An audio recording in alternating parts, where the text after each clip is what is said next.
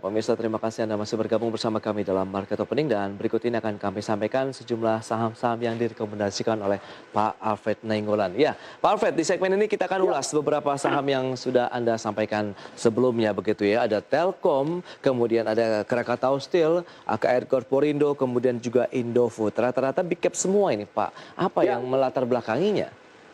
Yang pertama bahwa saham yang kita rekomendasikan ini punya fundamental yang cukup bagus. Sebenarnya untuk Oke. jangka menengah cukup panjang juga cukup baik. Tapi untuk short term juga kita melihat ada sentimen yang cukup kuat.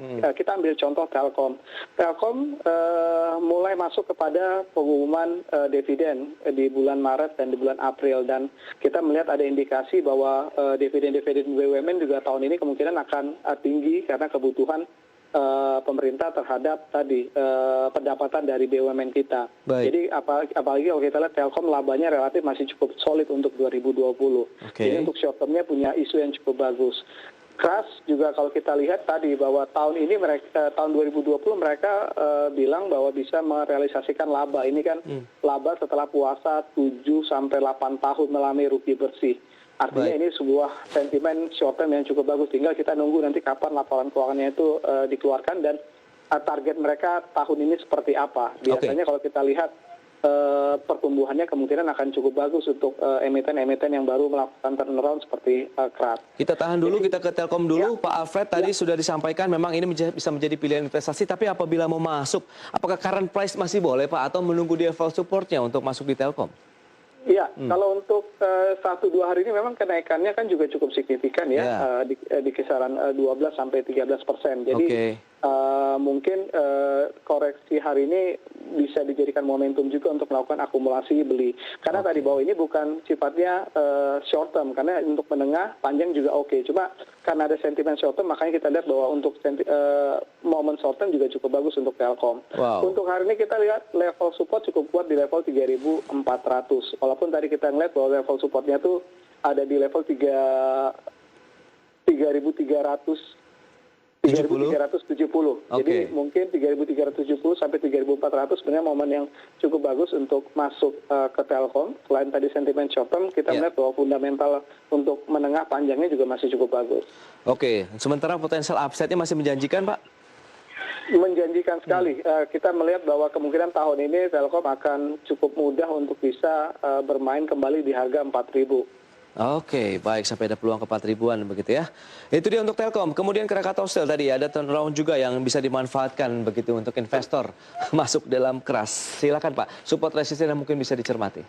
Ya, kalau untuk support Kras kita ngeliat level supportnya ada di level 680 sampai 690. Oke. Jadi kita melihat kondisinya bahwa restart belum keluar, artinya ini restart bisa menjadi sentimen short termnya. Baik. Kuartal 1 juga akan keluar nanti di sekitar April ya, dan kalau kita lihat indikasinya masih cukup bagus dan ini juga menjadi katalis yang cukup bagus juga bagi Kras. Jadi kita lihat level support di 680 sampai 690, sementara resisten kuat ada di 765 dan kita melihat bahwa sampai sejauh ini trennya masih tren positif untuk Kras, artinya bahwa dalam fase untuk short term ini memang mereka sedang konsolidasi. Tapi kalau kita melihat ke depan ada sentimen positif tadi yang sifatnya fundamental, kemungkinan ini akan membuat mengakhiri sesi konsolidasinya untuk kembali masuk kepada tren kenaikan.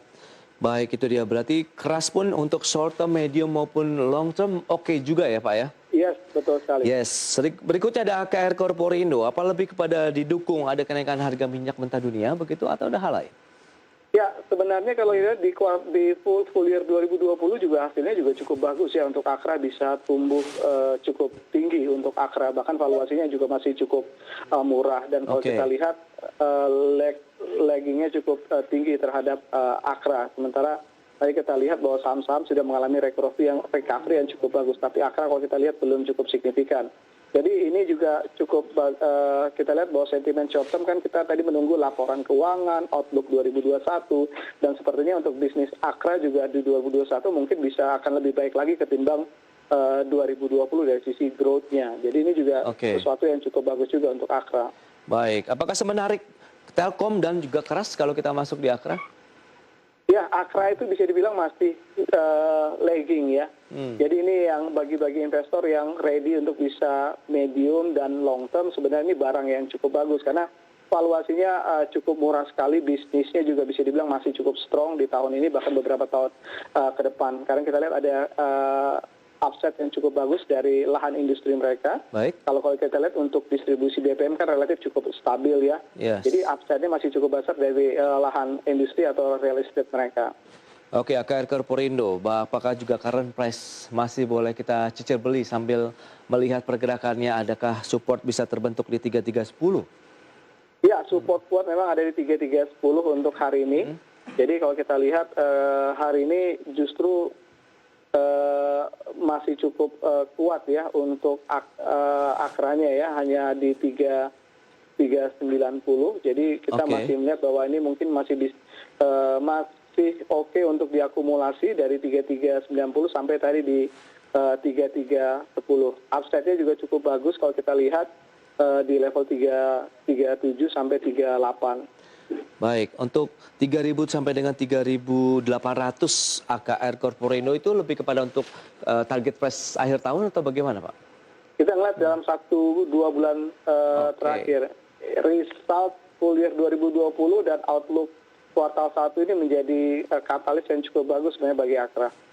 Baik, itu dia untuk AKR Korporindo bisa menjadi pilihan investasi dan kami kembalikan juga pilihan investasi kepada pemirsa IDEX Channel. Dan selanjutnya ada Indofood, begitu ini menjadi salah satu pilihan juga gitu. Karena kita tahu konsumer yang paling tertekan juga dengan adanya COVID-19, tapi menjadi salah satu kebutuhan masyarakat ini. Silakan, Pak. Ya, tren penurunan saham Indofood juga udah cukup panjang ya kalau kita lihat dari tahun kemarin terus mengalami koreksi. Sementara dari sisi performa tahun ini juga masih cukup solid dan dividen juga bisa dikatakan tidak kecil ya. Jadi ini juga menjadi pertimbangan mendasar. Ini juga saham yang lagging, artinya saham-saham yang bisa dibilang saham-saham performer tapi masih harganya masih turun cukup signifikan. Jadi kalau kita lihat support ini kenapa kita rekomendasikan karena support kuatnya udah terbentuk ya di level 6.000 sampai 6.050 dan kalau kita lihat harganya hari ini ada di 6.075 udah mendekati level support bawahnya dan ini lihat kita sisi downside risk-nya juga udah relatif terbatas. Tinggal bicara masalah potensi upside-nya. Artinya tadi kalau bicara potensi upside Indofood baik itu yang short term, menengah dan juga jangka panjang karena fundamentalnya tadi kita masih cukup confirm, ini akan menjadi sentimen yang cukup bagus bagi harga sahamnya. Seberapa jauh Pak penguatan yang bisa dicapai dari Indofood?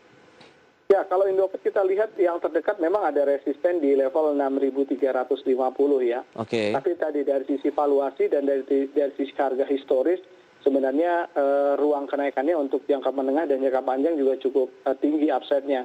Kita melihat harusnya dalam kondisi yang sekarang Indofood harusnya sudah bisa mendekati level 7.000 nih di 6.800 sampai level 7.200 dalam kondisi indeks di level 6.200 seperti ini. Tapi ternyata hari ini masih diperagangkan pada level 6.100 sampai 6.200. Baik, itu dia potensial upside secara fundamental, kemudian trennya juga sudah mulai terbentuk untuk Telkom, Kras, AKR Korporindo dan juga Indofood. Yang menarik, bagaimana dengan investor maupun traders yang sudah memiliki portofolio yang Anda rekomendasikan, Pak Alfred? Ya, tadi bahwa ini menengah panjang cukup bagus. Kita rekomendasikan untuk short term karena tadi kita melihat dalam waktu dekat adalah katalis-katalis yang akan muncul untuk emiten-emiten tersebut. Sehingga kita bilang bahwa bagi pemegang investor yang punya, mungkin ketika harganya sudah cukup jauh turun juga kita lihat bahwa 4 saham ini layak untuk average down. Average down jadi masih boleh ya kalau kita masih memiliki amunisi begitu Pak Alfred? Iya, betul. Wow, itu dia. Pergerakan indeks harga saham gabungan nampaknya juga pelemahan sudah mulai tertahan. Bagaimana juga, apakah ini menjadi peluang untuk kita mulai cicil beli lagi saham-saham yang Anda rekomendasikan, Telkom, Kras, AKR Korporindo dan juga Indofood, Pak Alfred?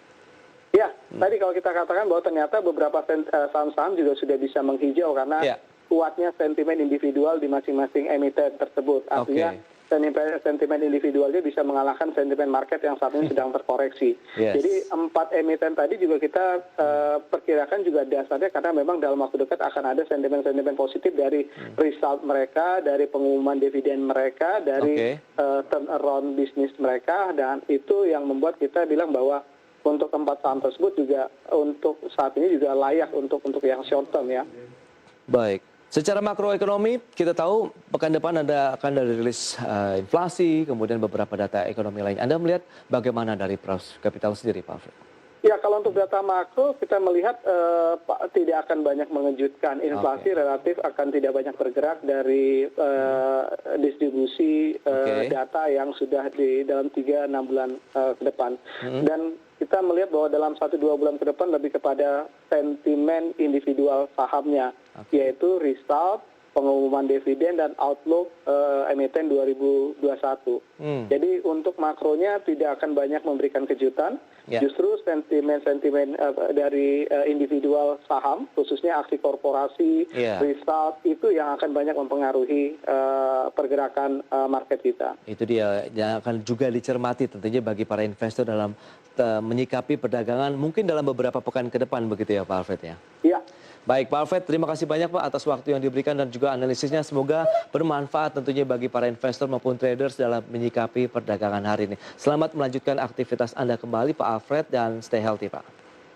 Terima kasih. Ya, baik pemirsa, demikian perbincangan kami bersama dengan Bapak Alfred Nainggolan. Beliau adalah Head of Research dari Praus Capital. Di segmen berikutnya kami masih akan kembali dengan sejumlah informasi menarik lainnya untuk Anda.